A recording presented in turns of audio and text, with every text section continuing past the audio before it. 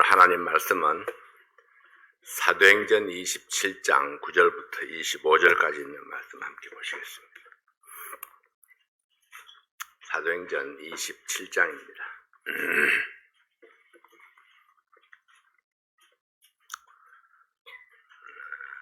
전 다 함께 일어나셔서 한 절씩 교독하겠습니다. 여러 날이 걸려 금식하는 절기가 이미 지났으므로 행선하기가 위태한지라 바울이 저희를 권하여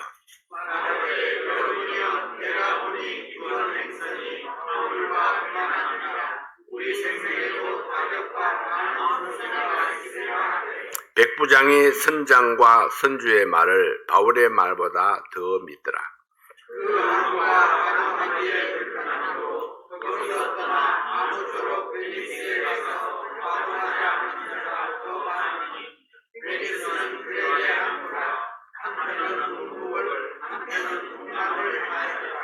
남풍이 순하게 불매 저희가 득이한 줄 알고 닻을 감아 그르데 해변을 가까이 하고 행선하더니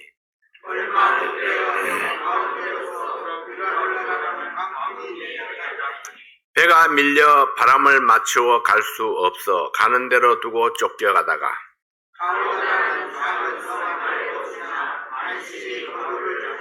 끌어당기고 줄을 가지고 선체를 둘러감고 스르디스에 걸릴까 두려워 연장을 내리고 그냥 쫓겨가더니 우리가 풍랑으로 시위에 서다가 이튿날 사람들이 짐을 바다에 풀어버리고 사흘째 되는 날에 배의 기구를 저희 손으로 내어버리니라.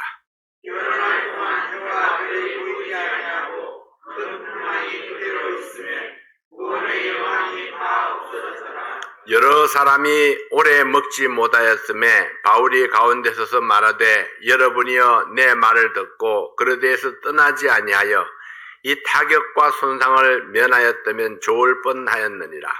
내가 너희를 말하니 이전에는 하지 마라. 너희 중생에는 아무 손상이 없겠고 오직 배뿐이라.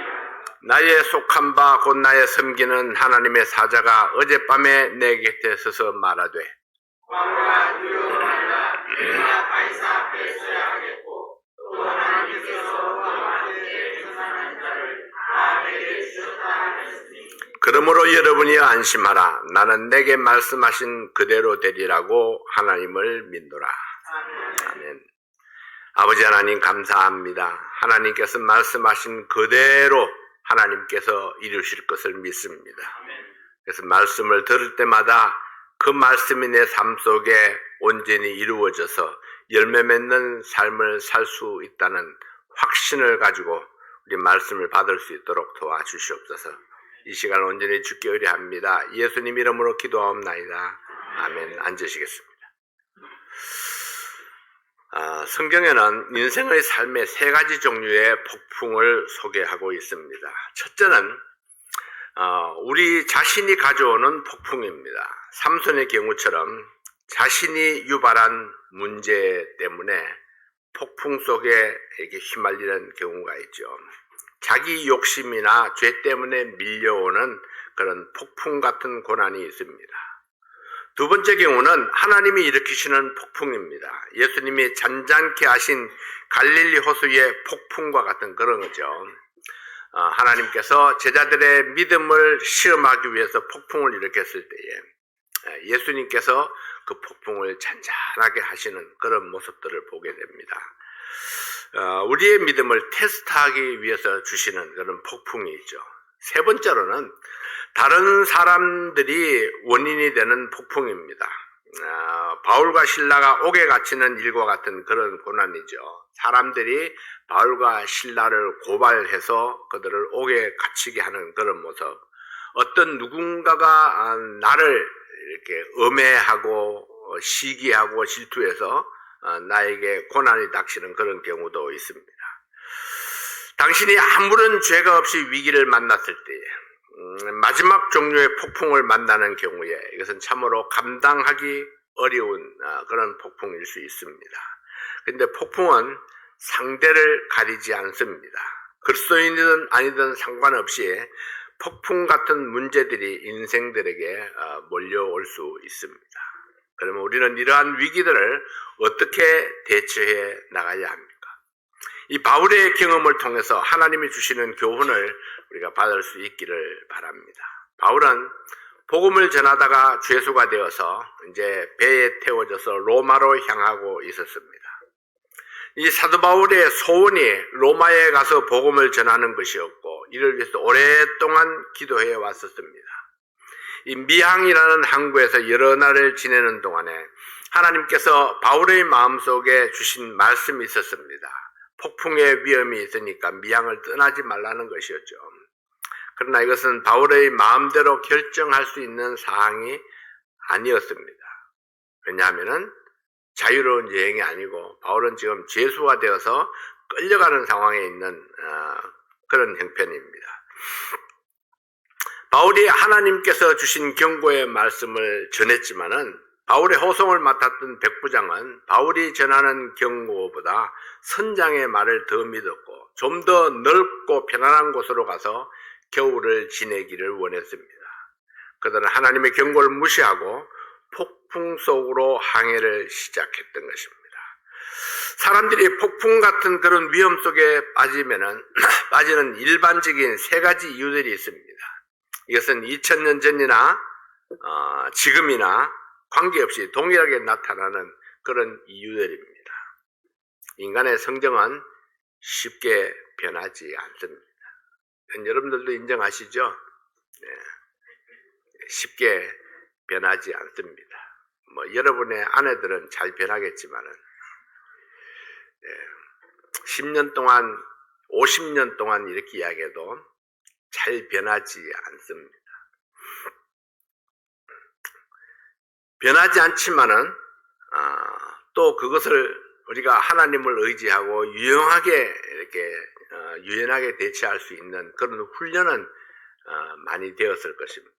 비록 변하지 않더라도 그럼에도 불구하고 하나님의 말씀을 따라서 우리가 화합하며 살아갈 수 있는 그런 기술을 터득했다 할까요?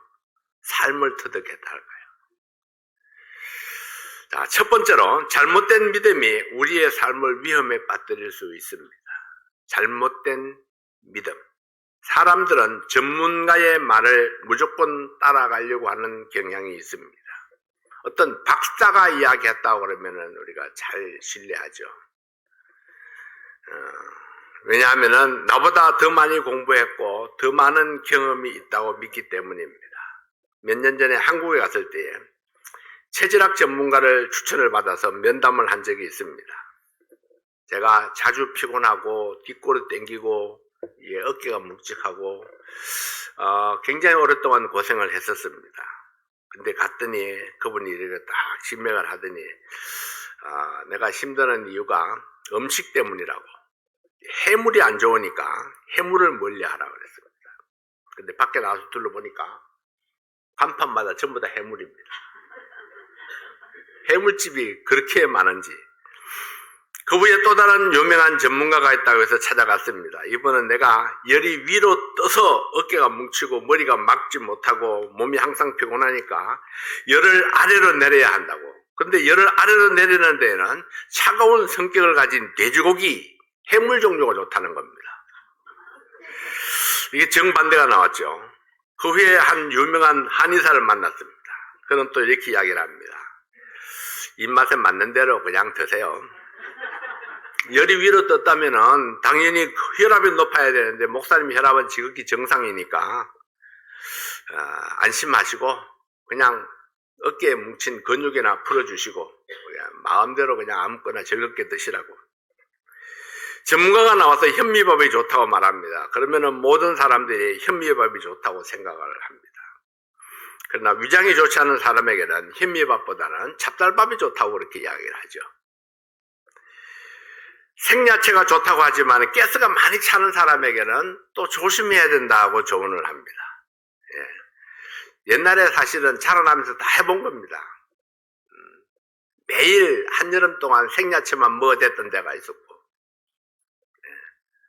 이 도전 기술이 시원찮아가지고 현미밥 같은 현미쌀 같은 그런 쌀로 밥을 늘 해먹었던 때도 있었습니다. 그때는 흰미밥을 먹고 싶어서가 아니고 이 정미소 기술이 부족해가지고 껍질만 벗겨가지고 이렇게 밥을 해먹었던 그런 때가 있었습니다. 어떤 건강식 전문가는 회갑을 넘기지 못하고 죽었습니다.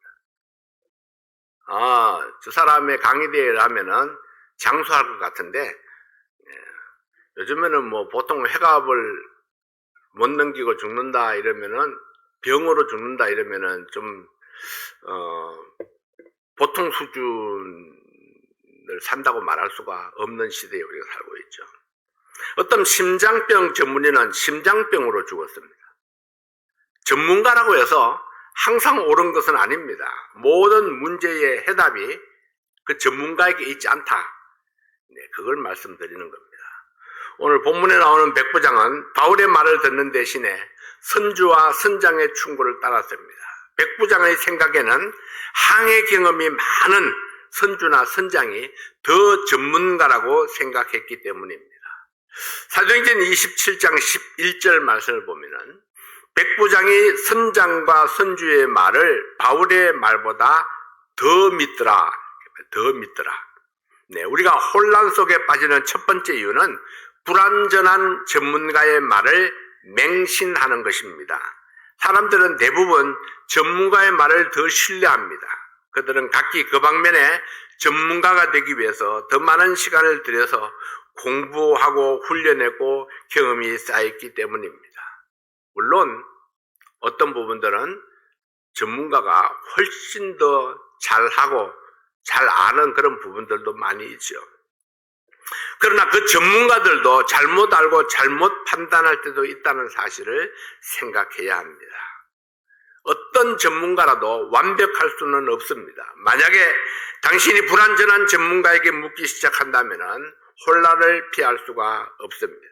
문제는 어떤 전문가가 완벽하냐 하는 거죠.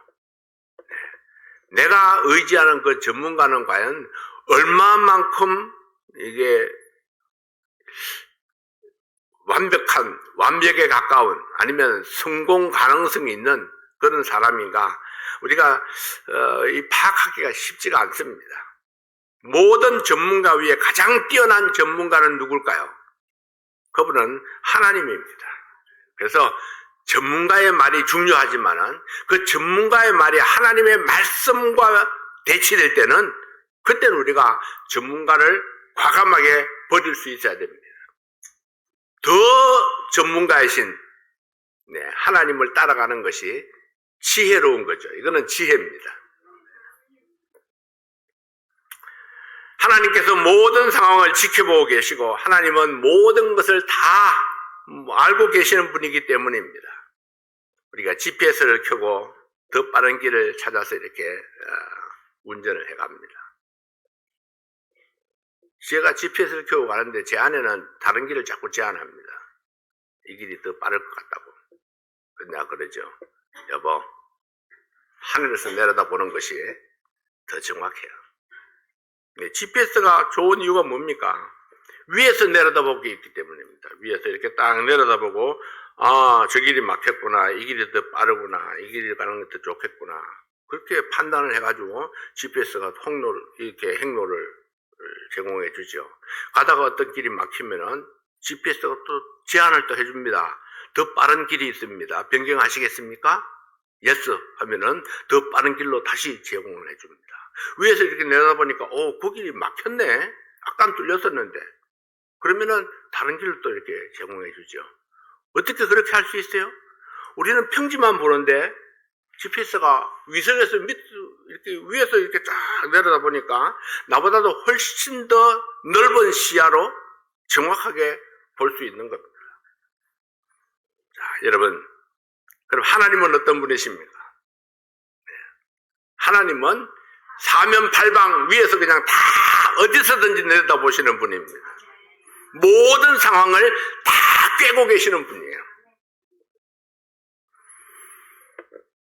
우리가 보지 못하는 것을 보시고 우리가 알지 못하는 것을 알고 계시는 분이 하나님입니다.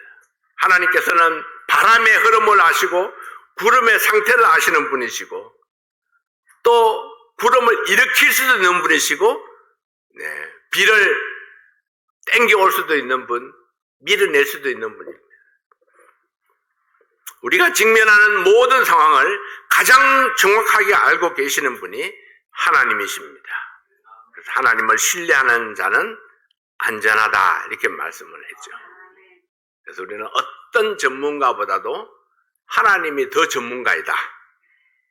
잘못된 믿음은 우리를 폭풍 가운데로 이끌어갈 수 있다는 사실을 우리가 기억해야 할 것입니다. 두 번째는 다수결이 우리의 삶을 위험에 빠뜨릴 수 있습니다.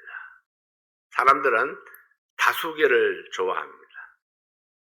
그들은 정박하고 있는 항구가 겨울에 정박하기에는 이 시기에는 적합하지 않기 때문에 베닉스로 가서 그레데에서 정박하기를 희망해서 다수결에 의해서 항해하는 것을 결정했습니다. 사도행전 27장 12절입니다. 사도행전 27장 12절 말씀. 사도행전 27장 12절 말씀에 보면은 그 항구가 과동하기에 불편하므로 거기서 떠나 아무쪼록 베닉스에 가서 과동하자 하는 자가 더 많으니, 베닉스는 그레데 항구라 한편은 동북을 한편은 동남을 향하였더라.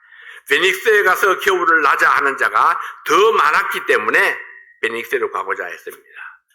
투표가 잘못 사용되면 우리의 삶을 문제 속에 빠지게 할 수 있습니다. 다수결을 통한 결정이 항상 옳은 것은 아니기 때문입니다. 모세가 이스라엘 백성들을 인도해서 애굽을 탈출했을 때를 기억하십니까? 12명의 정탐꾼 중에 2명은 가나안 땅 진군을 주장했습니다. 근데 10명의 정탐꾼은 부정적인 보고를 했고 멸망의 길이라고 했습니다. 10대 2입니다. 그때 대부분의 사람들이 통곡하고 원망하면서 가나안으로 진격하기를 거부하고 애굽으로 돌아가기를 원했습니다. 모세는 안타깝게도 가나안으로 진격하는 것을 포기하고 다수를 따라서 광야로 나갔습니다. 그 결과 40년 동안이나 광야를 헤매다가 출애굽 1세들은 2명을 제외하고 모두 광야에서 죽었습니다. 그들은 잘못 생각하고 있었던 것입니다. 우리가 다수의 의견과 가장 인기 있는 사상을 따른다고 하면은 잘못된 길로 빠질 수 있습니다. 다수도 하나님의 뜻을 바탕으로 믿음을 따라서 결정할 수 있어야 합니다. 하나님의 말씀과 다수가 대립할 때에 우리는 다수를 버리고 하나님의 뜻을 따라가야 됩니다. 하나님께서 원하시는 것이 무엇입니까? 이 정탐꾼 중에 2명이 주장한 것이 무엇입니까? 하나님이 우리와 함께 하시면, 이렇게 이야기를 하죠. 하나님이 우리와 함께 하시면은 하나님의 말씀에 우리가 가나안으로 진격하라고 말씀을 했습니다. 근데 10명의 정탐꾼들이 하는 이야기는 무엇입니까? 그곳에는 산지가 험하고 성은 견고하고 사람들은 장대하고 우리가 보기에도 우리 자신이 메뚜기 같았는데 그들이 보기에도 그럴 것입니다. 그들이 보는 것과 2명은 하나님의 말씀을 신뢰했습니다. 근데 10명은 자기들이 보는 눈을 신뢰했습니다. 그리고 자기의 판단을 믿었죠. 그래서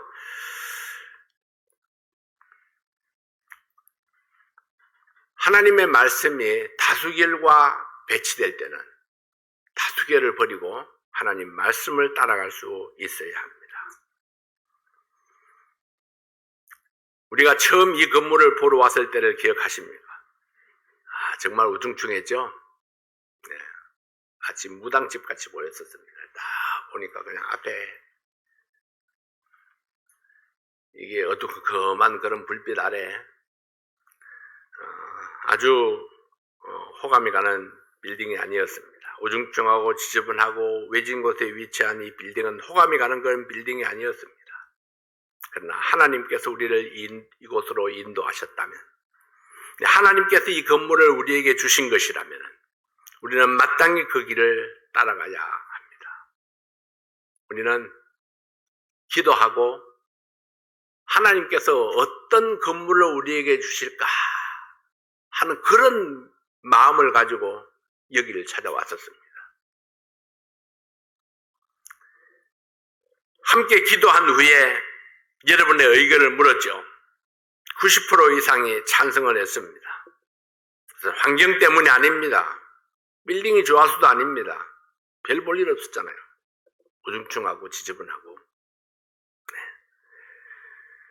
우리가 믿음의 눈으로 바라보았을 때에 아름다운 빌딩으로 바꾸어진 모습을 상상할 수 있었습니다. 그래요. 저는 빌딩에 들어와서 보면서 그렇게 생각을 했습니다. 아, 입구를 뒤집으면 좋겠구나. 저 뒤를 다 쳐내버린다면, 창문을 다 바꾸어버린다면 새로운 모습으로 단장할 수 있는 그런 가능성이 100%. 그래서 하나님께서 많이 그동안에 오랫동안 보았던 그 모든 것들을 다 물리치시고 오늘날 우리를 이곳으로 인도하셨구나 하는 그런 믿음이 있었습니다. 하나님의 뜻이면은 성도들이 믿음으로 헌신한다면은 대부분의 성도들이 뜻을 모은다면은 이곳에서 하나님의 뜻을 이룰 수 있으리라. 네, 믿음이 바탕이 되어 있는 다수결은 하나님의 뜻을 이룰 수 있습니다. 그러나 하나님의 뜻을 배제한 다수결은 우리를 위험에 빠뜨릴 수 있습니다. 우리의 그 믿음대로 우리 사랑하는 성도들이 열심히 고쳐서 얼마나 아름다운 빌딩, 아담한 빌딩을 우리가 만들었습니다. 정말 수고들 많이 하셨습니다. 고생을 하셨지만은 우리가 고생한 아름다운 결과물이 이렇게 보여지게 되었습니다. 세 번째는 눈에 보이는 것으로 판단하면은 우리의 삶을 위험에 빠뜨릴 수 있습니다.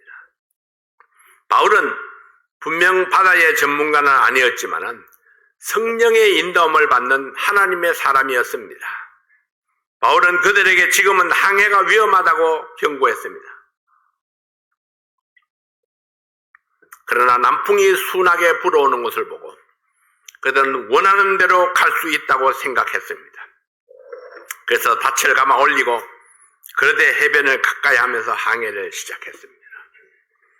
사도행전 27장 13절 말씀에 보면은 남풍이 순하게 불매 저희가 덕이한 줄 알고 닻을 감아 그러되 해변을 가까이 하고 행선하더니 우리가 문제 속에 빠지는 또 다른 이유는 무엇입니까?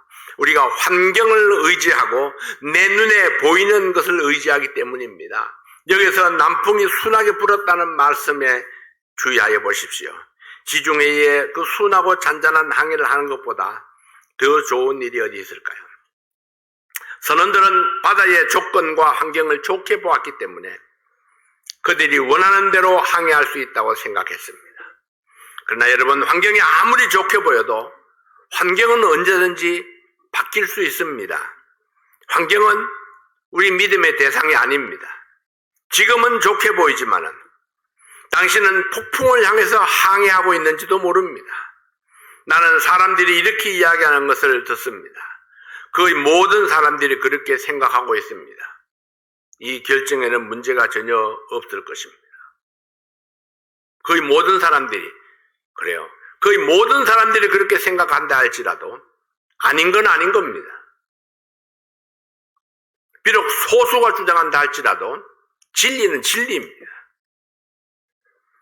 때때로 우리의 만장일치 결정에도 불구하고 다른 결과가 생길 수 있고 하나님의 생각은 다를 수 있다는 것입니다. 만일 하나님께서 항구에서 기다리라 이렇게 말씀하신다면 그 미항이라는 항구에서 기다리는 것이 좋습니다. 마귀는 환경을 통해서 악하게 역사할 수 있습니다.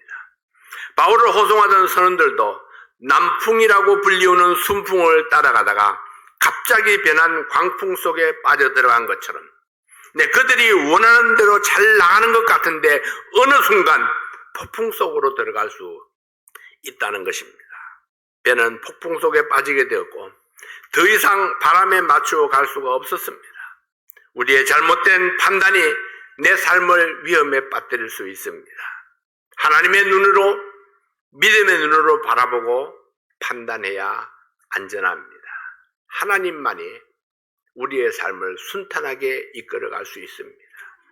혹시 풍랑에 빠졌을지라도, 폭풍이 불어올지라도 하나님을 붙들고 있으면은 하나님이 우리를 견고하게 세워주십니다.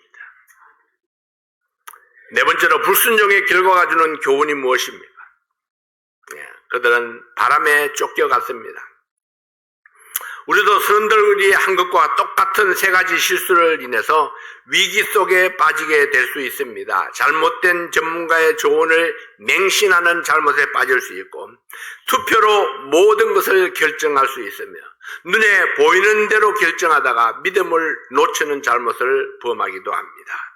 급한 상황 속에서 사람들은 선원들과 같은 반응을 나타내는 것입니다. 배가 밀려 바람을 맞추어 갈 수 없어 가는 대로 두고 쫓겨가다가 나중에 그냥 쫓겨가도록 선원들도 그대로 둘 수밖에 없었습니다.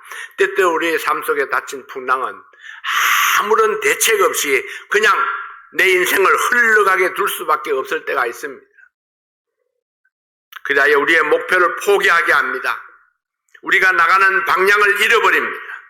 우리가 추구하던 가치관을 잃어버릴 수 있습니다. 그 당시에는 캄캄한 이 방향계가 없었고 폭풍 속에서 별들이 잘 보이지 않았기 때문에 선원들은 완전히 캄캄한 어둠 속에서 방향 감각을 잃어버렸습니다. 동서남북을 짐작조차 할 수 없었습니다. 당신이 별을 볼 수 없고 방향계도 없고 캄캄한 상황 속에 있다고 하면은 어떻게 하겠습니까? 내가 할 수 있는 것이 아무것도 없다고 느낄 때가 있습니다. 바다 물결이 당신의 앞과 뒤를 치도록 그대로 둘 수밖에 없고, 파도가 치는 대로 물결 따라 그냥 흘러갈 수밖에 없습니다. 속수무책, 이런 때에 사용하는 단어죠. 그런 대책 없이 환경에 밀려갔습니다. 왜? 하나님의 말씀을 불순종한 결과였습니다. 두 번째는 많은 것들을 잃었습니다. 18절 19절 말씀에 보면 18절 19절입니다. 우리가 풍랑으로 심히 애쓰다가 이튿날 사공들이 짐을 바다에 풀어버리고 사흘째 되는 날에 배의 기구를 저희 손으로 내어버리니라. 위기의 삶에, 우리의 삶에 위기가 오면은 우리는 먼저 원치 않는 방향으로 밀려가고 그 다음에는 우리의 삶에서 잃어지는 것들이 생겨납니다. 선원들이 먼저 포기한 것들은 물건들이었습니다. 물건들, 중요한 것들이죠. 가장 먼저 포기한 것이 물질입니다. 그 다음에는 배의 기구들입니다. 그리고 그 다음에는 식량입니다. 그리고 마지막에는 자기 자신이었습니다. 그들은 배에서 뛰어내려 해안으로 헤엄을 치기 시작했습니다. 그들의 어떤 물질보다도 더 중요한 것은 생명이었습니다. 생명을 위해서 그동안 가치 있다고 생각했던 것들을 하나씩 버리기 시작했습니다. 폭풍 속에 휘말리게 되면은 지금까지 높은 가치가 있다고 생각했던 것들이 아무 소용이 없다는 사실을 깨닫게 됩니다. 20절 말씀에 여러 날 동안 해와 별이 보이지 아니하고 큰 풍랑이 그대로 있음에 구원의 여망이 다 없어졌더라. 구원의 여망이 다 없어졌다는 것은요, 그는 절망 속에 빠졌습니다. 선원들은 14일 동안을 주중의 바다 한복판에 조그만 배 안에서 폭풍으로 이리저리 밀려가면서 모든 것을 다 버리고 모든 소망까지 포기한 채 캄캄한 어둠 가운데 불안에 떨고 있었던 것입니다. 아마도 여러분 중에도 이런 느낌 속에 고통했던 분들이 있었던지도 모르겠습니다. 지난주에 또는 지난달에 또는 지난 어떤 해에 폭풍과 같은 문제 속을 통과했을 수도 있습니다. 폭풍 같은 문제가 앞뒤로 몰아칠 때에 절망하게 되고 포기하게 하고 캄캄한 터널을 지나와서 이제 겨우 빛을 발견한 그런 성도가 있는지도 모르겠습니다. 우리는 성경 속의 선원들을 보고 교훈을 받아야 합니다. 그들은 하나님께서 통치하고 있다는 사실을 몰랐기 때문에 소망을 포기한 것입니다. 그들은 자신의 하나님의 계획이 있음을 모르고 있었습니다. 그들은 절망적인 상황 속에서도 하나님께서는 소망을 넣어주실 수 있다는 사실을 몰랐습니다. 바람과 바다도 마음대로 통치하시는 하나님의 능력을 알지 못했기 때문에 절망했습니다. 자, 이것이 아는 자와 모르는 자의 차이입니다. 가장 편안했던 사람이 누구입니까? 사도 바울입니다. 다 사색이 되어 있었지만은, 다 절망 속에 모든 것을 다 포기하는 듯 했지만은, 그러나 사도 바울의 마음속에는 잔잔한 평화가 있었습니다. 그는 알고 있었습니다. 왜냐하면 하나님 말씀을 믿고 있었기 때문이죠. 세 번째는 보는 것으로 아니하고 믿음으로 행할 때에 평안이 있었습니다. 이 이야기의 놀라운 부분은 바울의 반응입니다. 바울의 반응은 선원들이 이 위기 속에 나타난 반응과 180도 다른 것이었습니다. 선원들은 절망했습니다. 소망이 없다고 말했습니다. 그들은 좌절하고 절망하고 배 위에 있는 모든 것들을 다 내어던져 버렸습니다. 그러나 바울은 고요하고 담대했습니다. 그는 위기 속에서도 침착했습니다. 선원들의 반응은 우리의 위기 속에도 나타나는 자연적인 반응입니다. 그러나 그들의 반응이 우리의 반응이 될 필요는 없습니다. 우리는 마땅히 바울과 같은 반응을 해야 합니다. 어떤 위기가 우리의 삶 속에 닥쳐온다 할지라도 바울처럼 고요하고 담대하고 믿음으로 하나님을 바라보는 그런 믿음을 가져야 합니다. 우리는 믿음의 사람들이니까요. 우리는 하나님의 백성이기 때문입니다. 하나님은 자기 백성을 눈동자처럼 지켜보신다고 말씀을 했습니다. 우리가 믿음에 있는가 시험하는 때는 문제가 찾아오고 좌절하고 싶은 유혹과 쫓기는 삶을 살아가면서 중요한 것을 버리고 싶은 때입니다. 우리의 인격은 위기에서 나타나는 것이지 위기에서 만들어지는 것은 아닙니다. 위기가 우리 인격을 만들지는 않는다는 거죠. 인격은 평상시에 만들어졌던 것이 위기가 닥치면은 그때에 빛을 발하고 나타나지게 되는 것입니다. 이 인격은 삶의 작은 부분들과 일상생활과 매일매일의 삶을 통해서 형성되어지는 것입니다. 믿음의 인격, 하나님께서 주시는 그런 인격 말입니다. 평상시에 그 믿음이 차곡차곡 쌓였을 때에 그때에 이 죽음을 눈앞에 둔 것 같은 그런 폭풍 앞에서도 고요하고 담대할 수 있다는 것입니다. 당신은 모든 일들이 어려워지고 배가 파산되어서 산산조각이 나는 위기에 있는 것 같이 보일 때 그때 여러분 무엇을 해야 합니까? 삶의 문제로 이리저리 부딪힐 때에 당신은 무엇을 해야 합니까? 바울과 선원들의 차이가 무엇이었습니까? 선원들은 도망갈 궁리를 했습니다. 바울은 하나님의 뜻을 전달했습니다. 바울은 어떻게 담대할 수 있었습니까? 그는 영혼에 닻이 되었던 하나님을 믿음으로 바라보았습니다. 여기서 바울의 믿음을 한번 정리해 보겠습니다. 바울은 하나님의 임재를 믿었습니다. 하나님이 나와 함께 하신다는 사실을 믿었습니다. 그 폭풍 가운데서도 바다의 파도에 떠밀려 다니면서도 그 죽음이 임박해 있는 그런 상황이었지만 그럼에도 불구하고 하나님이 임재하신다, 하나님이 나와 함께 하신다, 하나님이 여기에 계신다는 사실을 그는 믿었습니다. 폭풍 속에서 그렇게 이야기를 하죠. 나의 속한 바 곧 나의 섬기는 하나님의 사자가 어젯밤에 내 곁에 서서 어젯밤에 그 하나님의 사자가 내 곁에 서 있는 것을 내가 보았다는 거죠. 내가 들었다는 것입니다. 우리는 여기에서 폭풍이 결코 우리의 얼굴을 하나님으로부터 가려오게 할 수 없다는 것을 배웁니다. 우리는 하나님을 보지 못할 수 있습니다. 그러나 하나님은 우리를 바라보고 계십니다. 우리는 하나님이 수백만 마일 멀리 계시는 것처럼 생각할지 모릅니다. 그러나 그분은 우리를 주목하시고 우리와 함께 하고 계시는 것입니다. 하나님은 천사를 바울에게 보내서 말씀했습니다. 내가 너와 함께 하고 있다. 나는 내가 지중해의 폭풍 속에서 조그만 뱃속에 있는 것을 내가 지켜보고 있다. 그렇게 말씀하시는 겁니다. 히브리서 13장 5절 말씀해 보면 히브리서 13장 5절입니다. 내가 과연 너희를 버리지 아니하고 과연 너희를 떠나지 아니하리라. 주께서 주신 말씀이죠. 마태복음 28장 28절에서 너와 항상 함께 있으리라 이렇게 말씀하셨습니다. 너와 항상 함께 있으리라. 내가 아버지께 구하겠으니 그가 또 다른 보혜사를 너희에게 주사 영원토록 너희와 함께 있게 하시리니.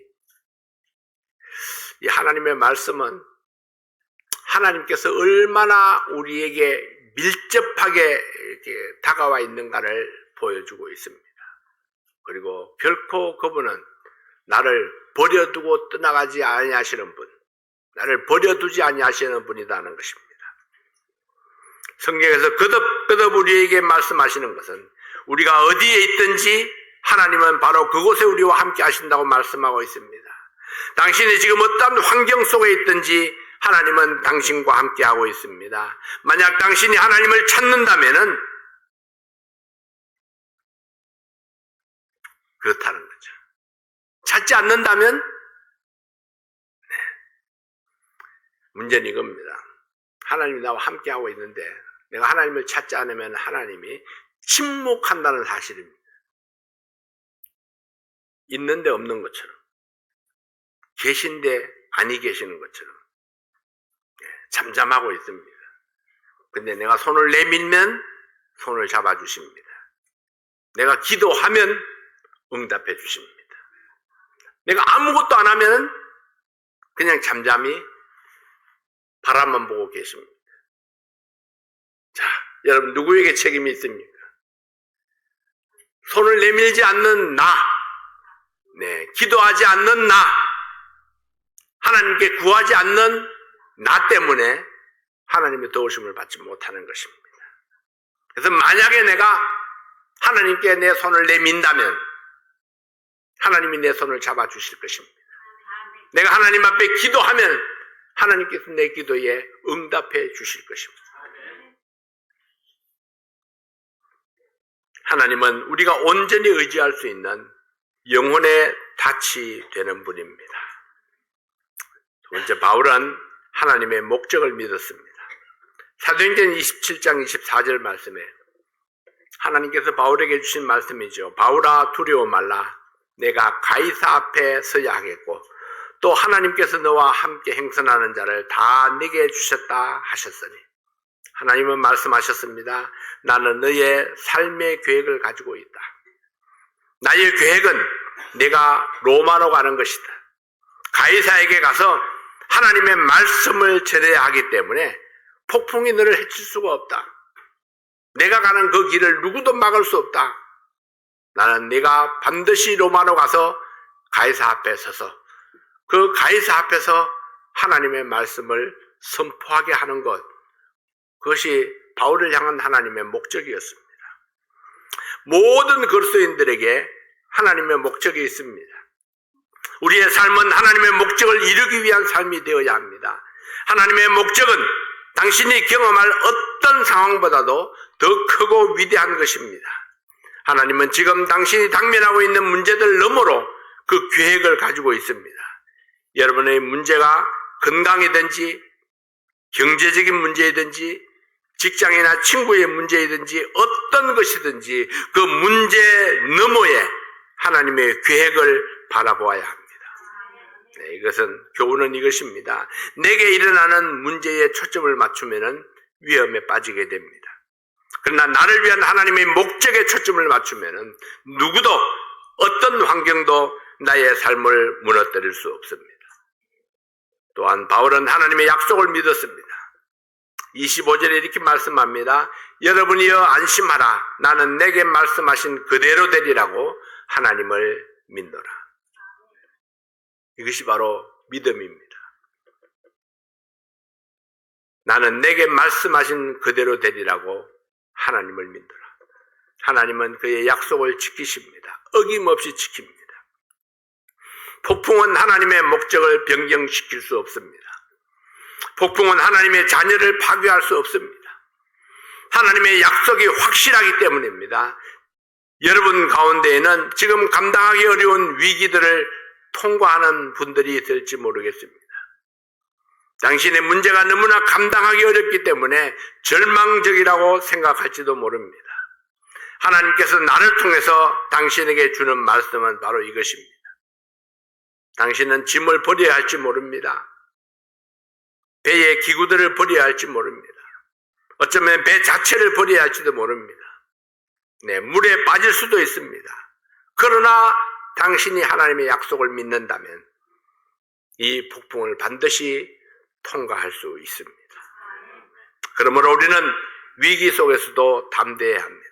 보이는 것으로 하지 아니하고 믿음으로 항해하는 성도가 되십시다. 이것이 위기에서 담대할 수 있는 비결입니다. 우리의 삶 속에 고난이 없다고 말하지 않습니다. 문제가 없다고 말하지 않습니다. 고난이 올 수도 있고 문제가 있을 수 있습니다. 당연합니다. 왜냐하면 우리는 험한 바다를 그 폭풍을 뚫고 항해하는 그 배에 우리가 타고 있기 때문입니다. 흔들리죠. 멀미도 할 수 있습니다. 너무 위험할 것 같아서 배 안에 있는 물건들을 다 쏟아버려야 될 때가 있을지도 모릅니다. 그러나 그럼에도 불구하고 하나님이 나와 함께 하시면, 내가 하나님의 약속을 믿으면, 그리고 내가 하나님께 도움의 손길을 내밀 수 있다면, 내가 하나님 앞에 믿음으로 기도하면 하나님께서는 내 기도를 들으시고 응답하시고 우리를 잔잔함 가운데로 인도해 주시는 하나님, 우리의 삶 속에 드디어 하나님께서 주시는 평강을 맛볼 수 있으리라고 믿습니다. 기도하겠습니다. 아버지 하나님, 감사합니다. 오늘도 하나님께서 우리에게 주신 귀한 시간들 감사합니다. 바울과 그 일행들이 겪었던 많은 일들이 있습니다. 그러나 바울은 그러한 풍랑 가운데서도 그 마음에 평강이 있었습니다. 흔들리지 아니하는 믿음이 있었습니다. 하나님께서 바울에게 그런 아름다운 믿음을 허락해 주셨고, 하나님의 말씀을 신뢰하는 믿음 때문에 바울은 다른 사람들과 달리 잠잠하게 고요하게 그 풍랑 가운데서 평화를 누릴 수가 있었던 것입니다. 아버지 하나님, 우리의 삶 속에 고난이 올 수 있는 것을 압니다. 어쩌면 이 가운데 어떤 사람은 큰 고난 속에 있는 사람이 있을 수도 있습니다. 그러나 그럼에도 불구하고 내가 하나님께 내 손을 내민다면, 내가 하나님을 의지하고 기도하면은 믿음대로 하나님께서 우리를 안전함 가운데로 인도해 주시고 하나님의 축복으로 우리를 위로해 주실 것을 확신합니다. 우리 사랑하는 모든 성도들이 고난이 없기를 바라고 기도하는 것이 아니라 어떤 고난이 와도 승리할 수 있는 그런 믿음을 위해서 기도하게 해 주십시오. 그래서 하나님께서 더 좋은 것, 더 훈련된 그런 모습으로 하나님 앞에 서서 하나님께서 원하시고 기뻐하시는 아름다운 열매들을 맺을 수 있도록 축복해 주시옵소서. 귀한 시간 감사합니다. 예수님 이름으로 기도하옵나이다. 아멘.